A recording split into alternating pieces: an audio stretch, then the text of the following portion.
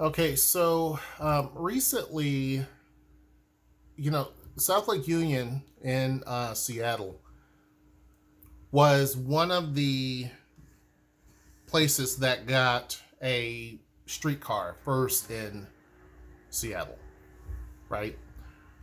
And to be honest with you, I think that Seattle looked at this as a way to compete directly with Portland. Just my opinion. I think that when it comes to basic understanding of mass transit, and people may disagree, I think Portland really gets it.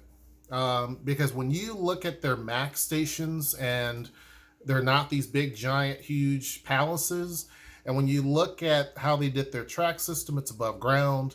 And then when you look at their streetcars, they have loops. And the loops are very smart. So for example, let's say that there is a street like Pacific Avenue. They may run the loop on the streets next to, on either side of Pacific Avenue, and then basically have those stations where they need to be, right? So that if you wanted to get someplace else, you didn't have to sit and wait for the train forever. You could just walk over to a station and it will take you where you got to go. It was very simple, right? It wasn't this where you have to have double track on the thing, and it was done really, really good, right? And they did two different loops in Portland, and it was started by activists, and then I think later it was taken over by the city. I'm not sure. But I think that Seattle saw that and felt like, wait a second, we can do this too.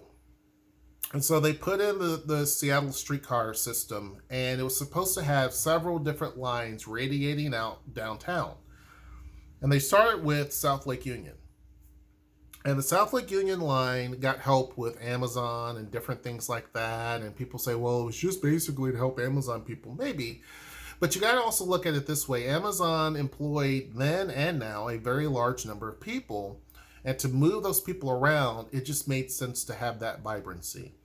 Now, do I think it was built correctly, in my opinion? No. I think that they should have copied literally what Portland did in terms of their streetcar system. I think that Portland made a mistake in their downtown core having above ground stations for their light rail system, the MAX, because it gets bottled up traffic and everything else. I think that was a miss. But from an affordability standpoint and from a fast construction standpoint, they were able to build their light rail system and expand it quickly, much faster than what Sound Transit's able to do with our transit system. But that bottleneck downtown is a problem. So it slows everything down in the grand scheme of things. So Seattle got it right when it comes to Sound Transit, putting our light rail system downtown or underneath the ground. That made sense. That made sense. It's more of a traditional subway using light rail trains. That made sense. But Sound Transit does not run or operate the Seattle streetcar. It's owned and operated by the city of Seattle. And they built First Hill streetcar, the First Hill line, which to me is good. It connects the International District and all these different places and points and stuff like that. It's a good system. But the two lines are not connected. There is about a mile, a little over a mile, that's not connected. And one of the areas that's not connected that you would think would be a normal, natural system is right there in front of Pike Place Market. I don't understand why that was not built second after the South Lake Union line, because it would have easily connected to the South Lake Union line, go up to where the Pike Place Market is along First Avenue, I believe. And it would have been a longer extension of South Lake Union. Now, you could have called it something different if you wanted to, or color code it differently to make it seem bigger than what it is. That's fine. But to me, that other mile section should have been built second, because then you have that connectivity point. First Hill should have been built later. I get it. It connects the light rail train system. And the reason why I brought up the light rail train is because it does connect the light rail train system to the streetcars. I get all that. But to me, it would have made a lot of sense from a connectivity standpoint to basically build that 1.3 mile extension and get it done. That would have been a smarter strategy, in my opinion, because then you would have had one of the biggest tourist attractions and a lot of the waterfront connected to, not a lot, but a decent part of that connected to the South Lake Union streetcar, right? And you could have operated your own trains on that and all of the things, or make them go all the way up and down the line. I don't know how they would have operated it. Doesn't matter. But to me, that would have made sense. The problem is when Mayor Jenny Durkin basically mothballed the culture connector, as they called it, which would have connected those two separate lines. She felt like it was too much money. Let's investigate. Well, the problem with that is that in a place like Seattle or in this region, prices go up very quickly. And by the time cities, which are not very efficient, especially when it comes to funding and money and how things are spent or how things are ran, and when you account for all the bloated salaries, the cost overruns to build and operate and maintain this became so much. After all the waiting and all of that, it would not be worth it. So now it's going to be $400 and something million a mile. So or 400 and something million, I think, total for this entire project, which really, to be honest with you, folks are like, no, thank you. The Tacoma Link light rail is a streetcar too, right? The difference is Sound Transit built, well, they didn't build it. I mean, there was construction companies and stuff like that, but they operate and maintain the system, and they planned it. And so it started at the Dome District, went all the way up into the Theater District, and then the extension went from the Theater District all the way to Hilltop. The future line is going to go from Hilltop all the way out to TCC, down 19th Street. It's kind of like if Sound Transit said, hey, we're building the Dome Link line, it's been there since the 90s, and now what we're going to do is we're going to build from TCC up to 19th Street. We're not going to focus on Hilltop yet. We'll do that later, but there's a reason why we want to connect that or build that. So we would have two separate disjointed lines, and then later say we'll fill in the rest later. It just doesn't make any sense. It doesn't make any sense. From a connectivity standpoint, from just a convenience standpoint, it doesn't make any sense. And so Sound Transit did it right here by basically building the Dome line all the way to Theater District back in the 90s. They've added and subtracted stations, moved them around, that's fine. And then they basically created a double track system all the way into Hilltop, the Stadium District, all of that. The crazy thing is the South Lake Union line only averages 494 people a weekday. So 500 people on average every day during the week take the South Lake Union line. I mean, wow. Now, the First Hill line carries about 3,600 people a day, right? So people are saying, well, really and truly trying to get this built and connected just doesn't make any sense because the cost is so, outrageous. We're talking $410 million. The cost keeps rising. The longer you wait, the more it goes up. And unfortunately, when the mayor at the time mothballed this and put it on hold and basically just was a dumb decision. Again, probably one of the worst mayors, in my opinion, that Seattle had. You had a decent mayor before, Ed Murray, I believe was his name, did great. Then Durkin, to me, put it in the trash. And then Harrell is trying to build it back up again in terms of the city. But this is too far gone. All the years that were wasted, and obviously, with how cities work, city council members change out, folks who thought it was a good idea, now you got folks that don't think it's a good idea. It's a mess. And so the longer you wait, the more expensive it's going to get. This is a very difficult terrain to build on to begin with, and so the costs are going to keep going up, right? But that's not the only problem. Now, there's an electrical breakdown in the streetcar system for South Lake Union. So the South Lake Union line, the one that only gets 500 people a day, and it was the first one built, there's an electrical breakdown. So, for right now, those streetcars are going to be in the maintenance yard for a long period of time.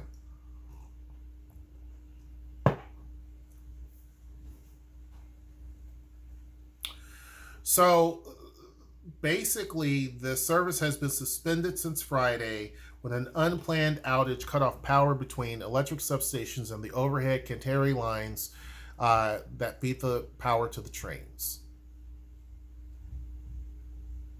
It's a major setback. And so more than likely, the only way this is going to move forward is if the citizens of Seattle vote to raise taxes or to raise funds somehow to get this project going again.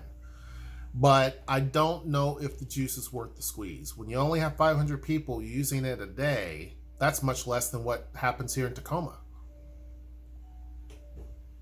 A much, much smaller city, doesn't have Amazon right there.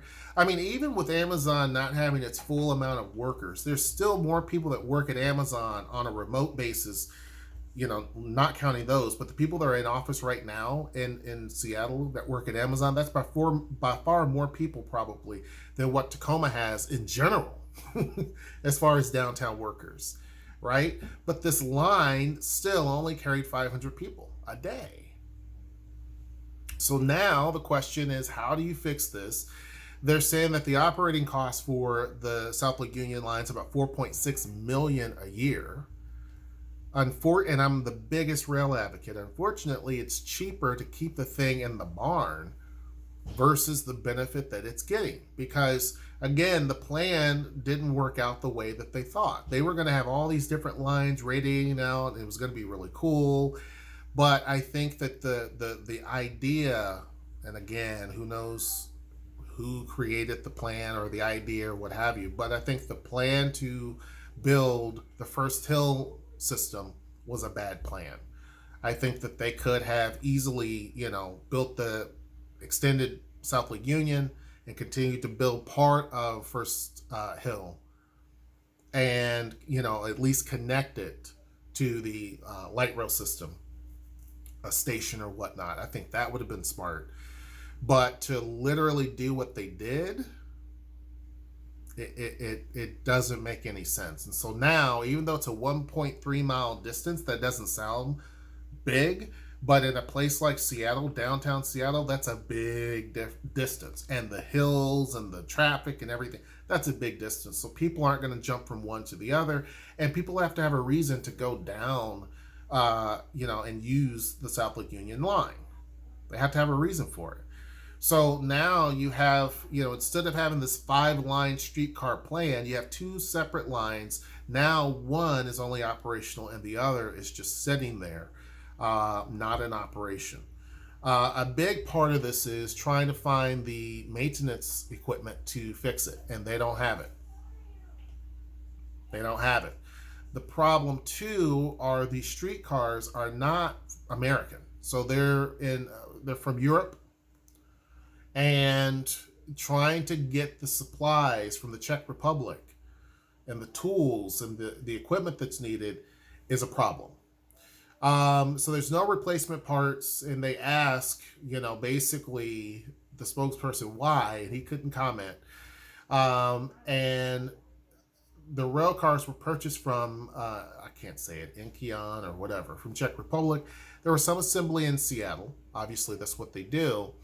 But generally, it is not operational. Now, the other problem is in a little bit of time, so by 2039, the Ballard Link extension is going to be operational, right? The South Lake Union line is going to basically also have a 8-year closure. at that point. Why? Because if Sound Transit, which is the bigger one, follows through with their proposal to build a light rail station under Westlake Avenue in 2039, the streetcar cannot be operational at that point in time. I mean, that weight and you're underneath trying to dig and tunnel and all that, just no. So it's going to be closed down for 8 years. 8 years. So now, it's really unfortunate, very unfortunate of what could have been a major transportation system. Some people say you don't need it because you have the Link light rail subway system and all that stuff, but you don't quite understand the density of downtown Seattle. It is very, very dense, and trying to get into some of these neighborhoods where you can't really find a lot of parking, it's a hassle getting from one side to the other. Sometimes it makes better sense to park someplace, take the train. Some people say you can outwalk them, maybe, but some people have mobility issues. Some people just don't want to walk it, right? There's many different reasons, but it is helpful for people who are, especially in a tourist city like Seattle, to have the option to be able to take the trains wherever they got to go. That's unfortunate that this is going to be a bigger problem than what it is. Now, keep in mind, when they say that the South Lake Union line is closed indefinitely, they don't know when they're going to get the parts that are needed. They don't know the cost of the parts that are needed, or they may know them and they're not telling us the price. It's not listed here. So now the system is down. We don't know the time, how long it's going to be before it operates again. And then it's going to be closed down for 8 years. It's really unfortunate. But anyhow, tell me what your thoughts are. I know a lot of people are going to say it's stupid. You got to understand, too, not everybody wants to own a car. We're such a car-obsessed culture that people don't see beyond gas and diesel. If it doesn't stink like gas or smell like diesel, they don't want to deal with it. If it doesn't have rubber tires and rolls on the road and they can be their own private destiny, they don't understand it. And so they don't care. They think it's stupid. That's why people laugh at electric cars and laugh at this and laugh at that unless it's a diesel Hemi. They think it's dumb. But some other people don't want to own a car or operate a car or deal with the maintenance or the excessive taxes that you have to pay for the tags, right? Part of those tags go for Sound Transit. That's the difference. Sound Transit has a built-in, we may disagree with it, but a built-in tax base that it always gets flushed with cash. I mean, all of us here have to bend over for Sound Transit whenever it comes time to get your car tabs. So you're paying for the system, and there's no way around it. People are saying, dig up the whole thing. They're not going to waste billions of dollars because a few people are upset about a rail system that they don't use. It's not going to happen. Any modern, bigger city has to have various modes of transit. It's just not, we don't have a bunch of land. This is not Houston, where you can just build freeways and highways and, they cover up big pieces of land. It's just not. And so the folks that know, engineers and different folks like that, city planners, know you have to have very different types of transportation that are going to work for that type of city, given it's where it's at, the limitations. We have water, mountains, other cities, different things that make it very challenging. So typically cities like this that are built around the water, Boston, New York City, Chicago, hell, even Detroit, San Francisco, Los Angeles, Seattle, Portland, Tacoma, there's limitations to where you can build. And so it's not a coincidence that those cities have some sort of rail, because they have to move large volumes of people. You can't build highways. Los Angeles is a great example. It does not work, right? It just doesn't. And now you have even Texas. You have places like Houston and Dallas. They have their own transit system. It's behind because of that mentality. We don't need it. But then they realize, like, damn, you can't really function like this any longer, right? The traffic is just horrible. So they have to have options. So I think it's unfortunate in terms of just this situation here. Hopefully Metro can figure it out. But yeah, it seems like for now, South Lake Union is pretty much done. Tell me what your thoughts are. Make sure you like, share, subscribe. Until next time, I will see you. Take care.